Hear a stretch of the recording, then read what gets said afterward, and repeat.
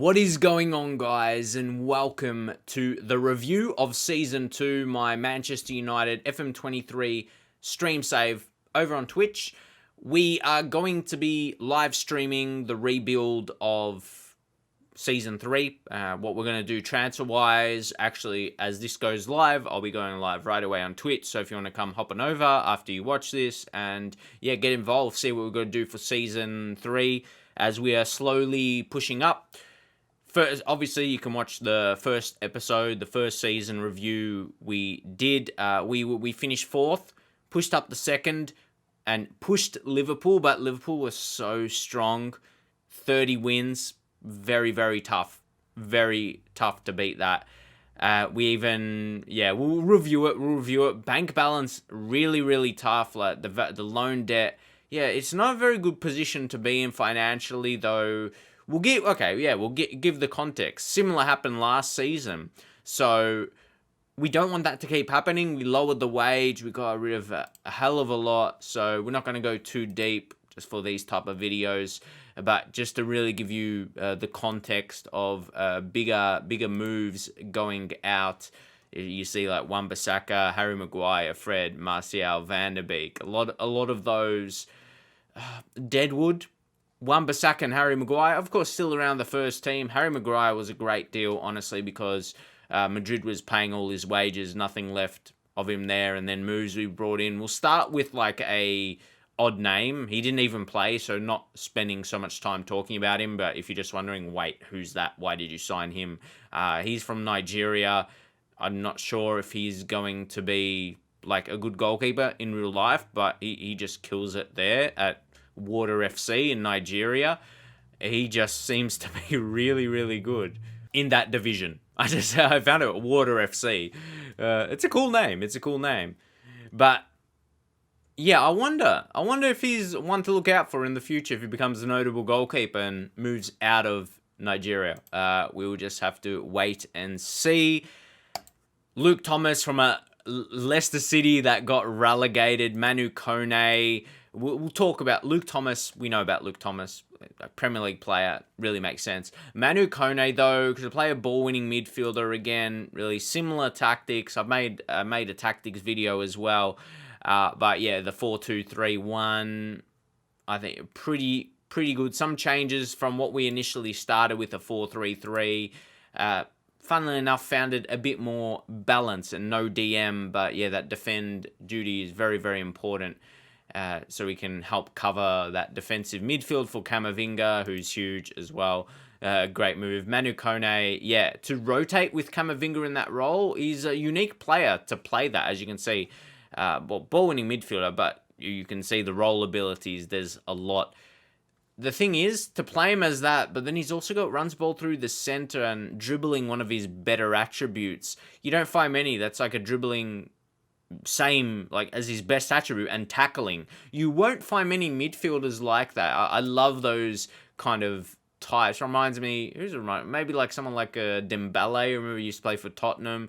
Yeah, I like those types. And Shock, he's from France as well. So yeah, Caleb Okoli, who grows very well, to sign at 22 mil. Look at him right now. We signed Scalvini as well previously, and I feel he was a bit more consistent. And with his development, he's a couple of years older. Camavinga, 68 million, pretty good for him. Mad development and pretty solid season 2.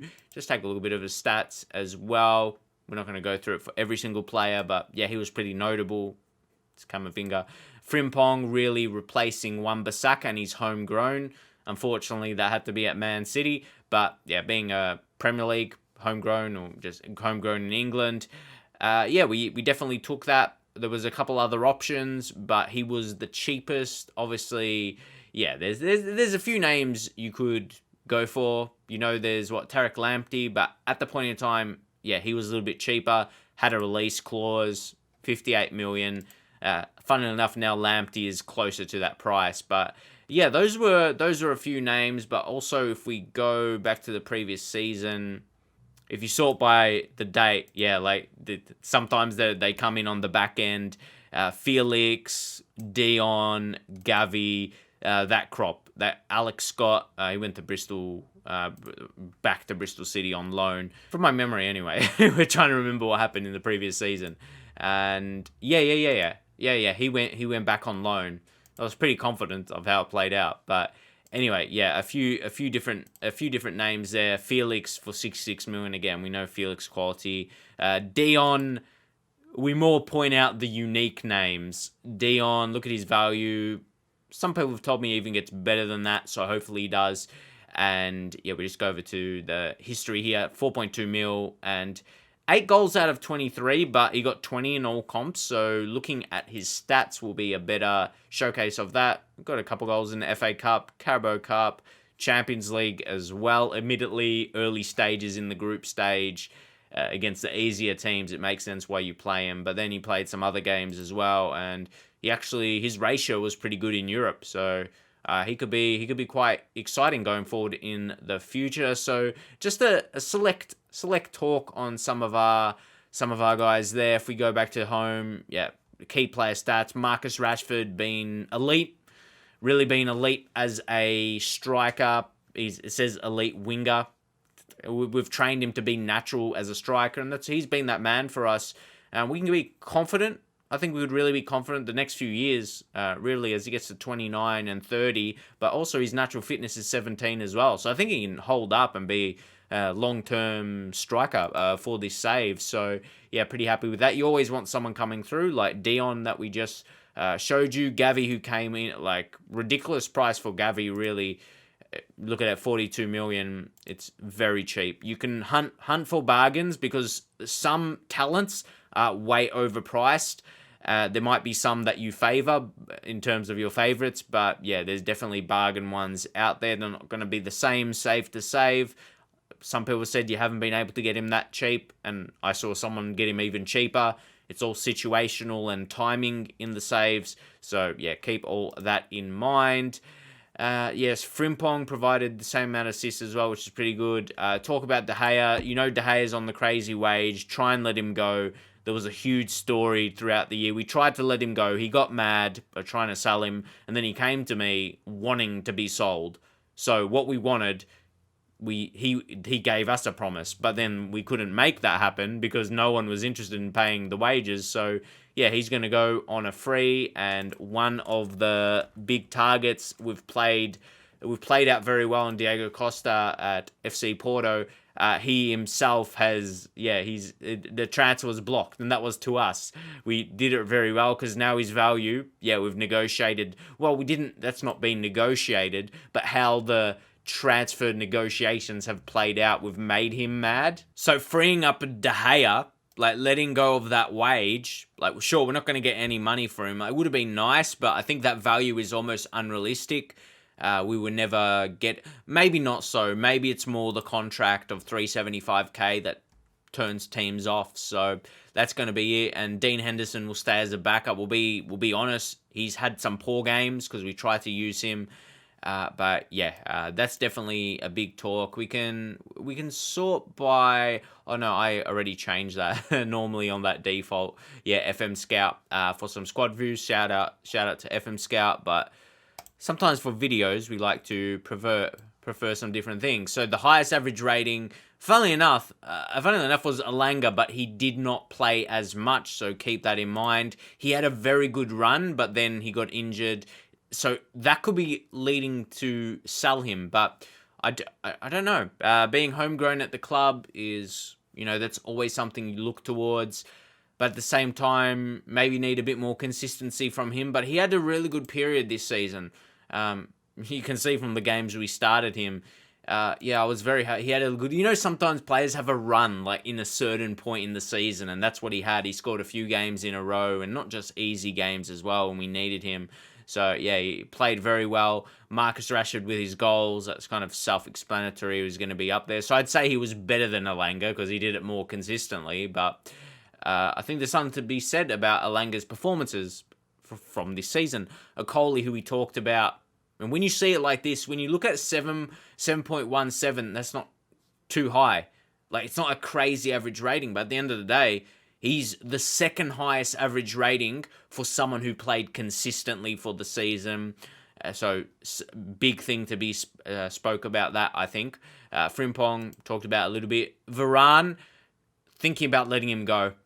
350k, I think has to be time. Mad kind of bonuses, maybe not crazy bonuses, but definitely for winning for winning things. We're not in the Europa League, so that does not really count. But there's a Champions League one there anyway, so which we haven't done, so haven't won. We'll show you the results.